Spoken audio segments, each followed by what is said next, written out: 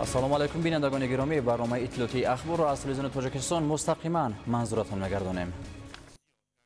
تاجیکستان محبوب جالب دقت و سرزمین دوست داشته سیر و سیاحت جهانیان گشته است. دوام چند سال اخیر کشور ما در رده‌بندی‌های گوناگون سازمان و مرکزهای بانفوذ بین‌المللی آموزشی مقام‌های شایسته را کسب می‌نماید. گزارش جهانگیر سفرعلی زاده. سرزمین کوه‌های آسمانبوس، دیاری زرخیز و شهدبیز، وطن میوه‌های شهدبار، میهن فرزانه فرزندان اصیل، کشور دریاهای بیشمار با آب‌های زلال و پیریخ‌های بزرگ. این وطن ارزنده وصف و ستایش است. از فیض صاحب استقلالی دولتی و تطبیق سیاست سازنده اساسگذار صلح و وحدت ملی پیشوای ملت پرزیدنت جمهوری تاجیکستان محترم امامعلی رحمان تمام ساحه‌های اقتصاد ملی مملکت خاصه سمت سیاحی به گونه بی‌سابقه رشد نمود. با تطبیق چاره‌های عملی از جانب دولت و حکومت کشور ظرفیت‌های سیاحی جمهوری تاجیکستان به طور شایسته به جهانیان معرفی شده ساکنان عالم تاجیکستان را چون جوهر کشف نشده شناختند و اعتراف نمودند. من بار دوم است که به تاجیکستان می آیم. سال گذشته در دوشنبه و خوجند بودیم، اما برای بدخشان آمدن فرصت نشد. از همین خاطر تصمیم گرفتم امسال نیز همراه دوستان به تاجیکستان آمده از بلندکوه‌های بدخشان دیدن کنم. انا فرصت شد و آمدیم و نیت کلی بدخشان را سیر کردن داریم. در زمان صاحب استقلالی با تشبث پیشوای ملت پرزیدنت جمهوری تاجیکستان محترم امامعلی رحمان در قطار دیگر ساحه‌های اقتصادی و اجتماعی در ساحه سیاحی نیز اصلاحات مهم عملی گردیدند که در منطقه آسیای مرکزی و در مقیاس اتحاد دولت‌های مستقل اولین و کم نظیر میباشد. در این دوره نظام روادید الکترونی و نظام ساده کرده شده دسترس نمودن روادید جاری به قیدگیری سیاحان بکار کرده شد.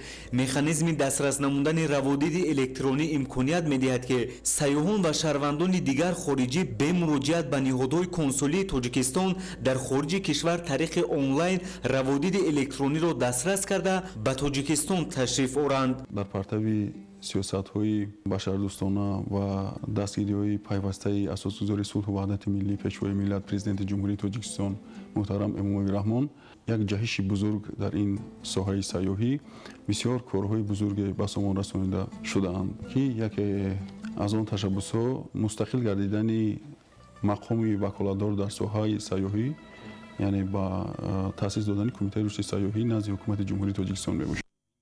در دوران استقلال دولتی رابطه‌های دوستی فرهنگی و اقتصادی تاجیکستان با کشورهای خارجی دور و نزدیک مضمون و محتوای نو پیدا کرد و خارجیان با تاجیکستان ذخیره‌های مادی و طبیعی آن، رسم و آیین، تاریخ و فرهنگ پرغناوت ملت تاجیک از نزدیک شناس شدند.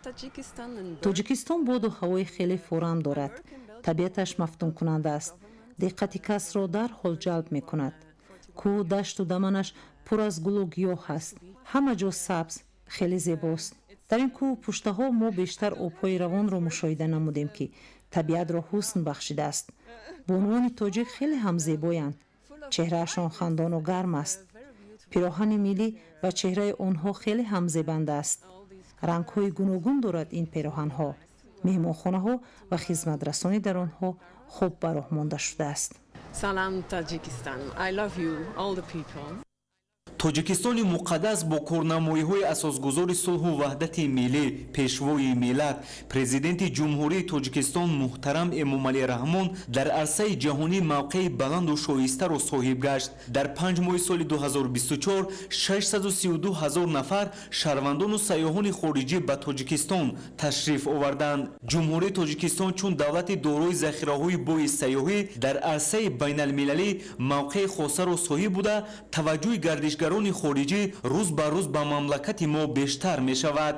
بهر رشد ساحه سیاحی امروز تمام زمینه‌های معیاری حقوقی مهیا است. این زمان در مملکت استراتژی رشد سیاحی در جمهوری تاجیکستان برای دوره تا سال 2030 تطبیق می شود. در این روند توجه زیاد به رشد بیشتر اینفراستراکتور ساحه سیاحی و معرفی امکانات و ذخیره‌های ساحه روانه می گردد. тоҷикистон бо табиати зебову нотакрор, обҳои софу зулол, таъриху фарҳанги бостон ва мардуми меҳмоннавозаш қалби даҳо ҳазор сайёҳони хориҷро тасхир намудааст.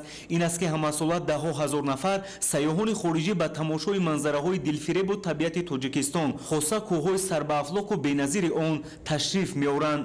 айни замон тоҷикистон дар арсаи ҷаҳонӣ чун кишвари ҷолибтарини сайёҳӣ муаррифӣ шудааст. соҳаи сайёҳӣ омили муҳими рушди иҷтимоию иқтисодии миллӣ ба ҳисоб меравад. сафари нахустини ман ба тоҷикистон аст. ин сарзамин барои ман писанд омад.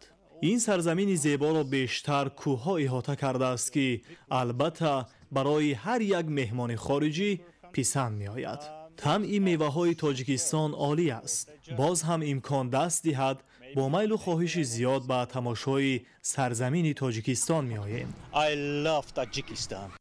бо татбиқи сиёсати боровари дохилию хориҷии пешвои миллат, президенти ҷумҳурии тоҷикистон муҳтарам эмомалӣ раҳмон амалигардонии барномаҳои давлатӣ аз ҷумла стратегияи рушди сайёҳӣ дар ҷумҳурии тоҷикистон барои давраи то соли 2030 бахшҳои соҳаи сайёҳӣ дар мамлакат пеш рафта, дар ин замина ташрифи сайёҳони хориҷӣ ба маротиб зиёд шуд. айни замон ҳиссаи соҳаи хизматрасонии сайёҳӣ дар маҷмӯи маҳсулоти дохилии мамлакат рӯ ба афзоиш дорад.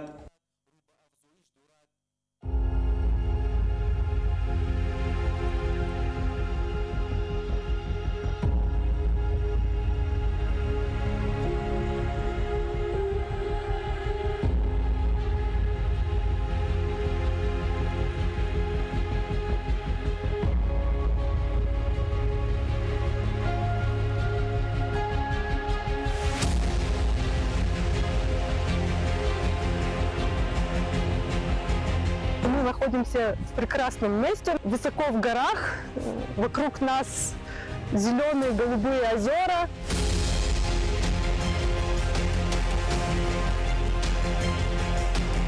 Вообще там просто тут сюда километр, ни одного дома не видно. Прямо такая, как это, на холме площадь. Откуда нашли среди гор, да, там и так места мало, в общем-то, да, где людям жить. А тут прямо такая масштабная такая штука, вообще поразительно. Вот это прямо очень впечатляет.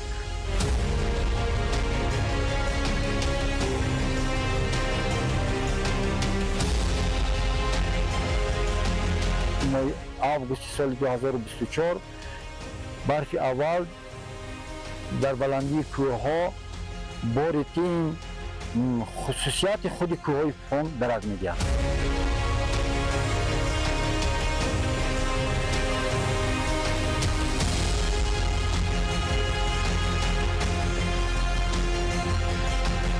Приехали сюда, чтобы увидеть всю вот эту красоту, озера, реки, горы.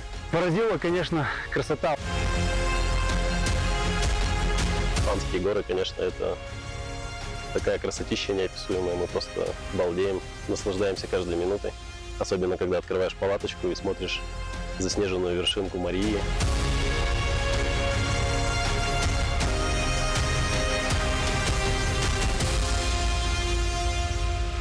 در دوشنبه تاجیکستان هستیم، شهر بسیار زیبا و دیدنی و خلوت با فضای سبز بسیار زیبا.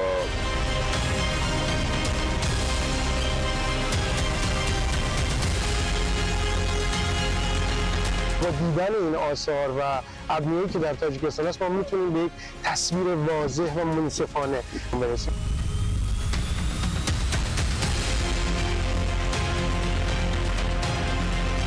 بسیار جالبه که بیام در شهر دوشنبه شاهد باشم پارکی به نام پارک کوروش هست یا اینکه ماکت و نمونه‌ای از قانوننامه کوروش رو اینجا بزرگ کرده باشند. شما رو در نشرهای بعدی با مهمترین خبر و رویدادها شناس میکنیم. سلامت باشید.